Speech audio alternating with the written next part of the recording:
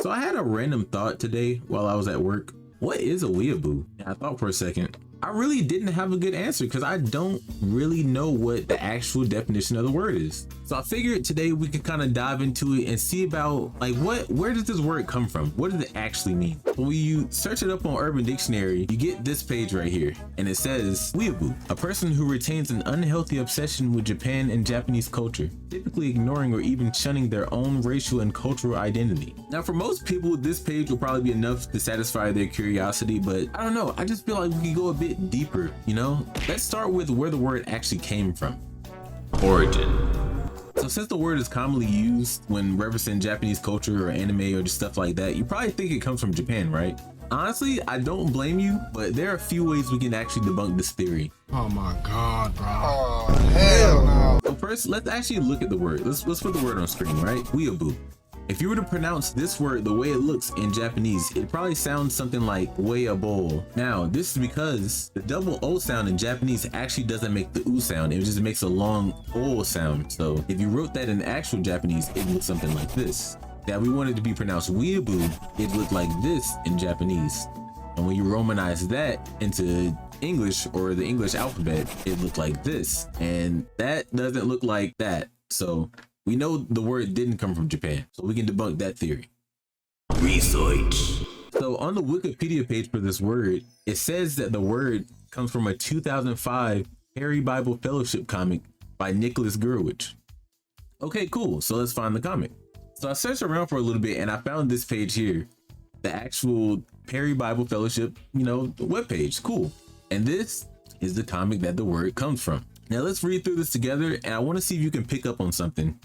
All right, so in the first picture, it says, if we waste any more time on weeaboo, we'll be bankrupt by the end of the month. Okay. Second slide, did someone say weeaboo? Because I think I heard someone say weeaboo. And then you got the guys chanting weeaboo and, beating them with paddles or whatever.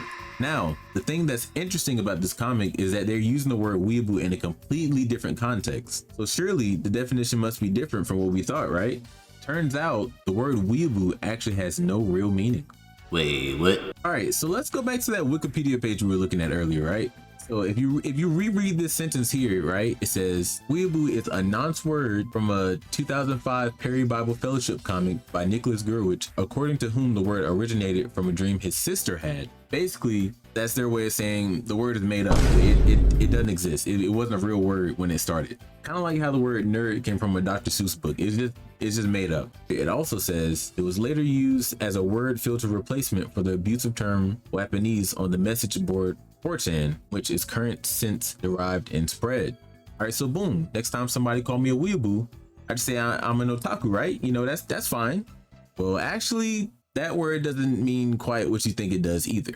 This is a load of barnacles. So the textbook definition for the word otaku actually means like your house, your own house, right? Because of the O, the honorific, and taku, meaning like your home, right? And of course, the slang version means, well, as it says on Urban Dictionary here, a person who had or is in the middle of having an intense hobby, which is usually added before the word itself. Like, for example, calling somebody an anime otaku or a train otaku or whatever. It's not a bad thing, but it's definitely not a good thing either, from my understanding. Summary. So to summarize, we basically learned that weeaboo is a meaningless word that technically has a definition. We also found out that otaku isn't really the greatest thing to label yourself either. So you may be wondering, like what am I supposed to call myself, right? And honestly, just don't even put a label on it, man.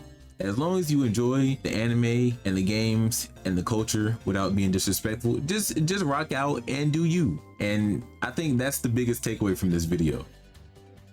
Okay, so you made it to the end of the video. Thank you so much. I appreciate you. Let me know that you enjoyed the video by leaving a like on it. You know what I'm saying? Subscribing. This video was honestly so much fun to make. It's one of my favorite videos ever. And if you made it to the end, I want you to comment battery so we know. Yeah, battery game. But yeah, that's all for me today, y'all. See y'all in the next video.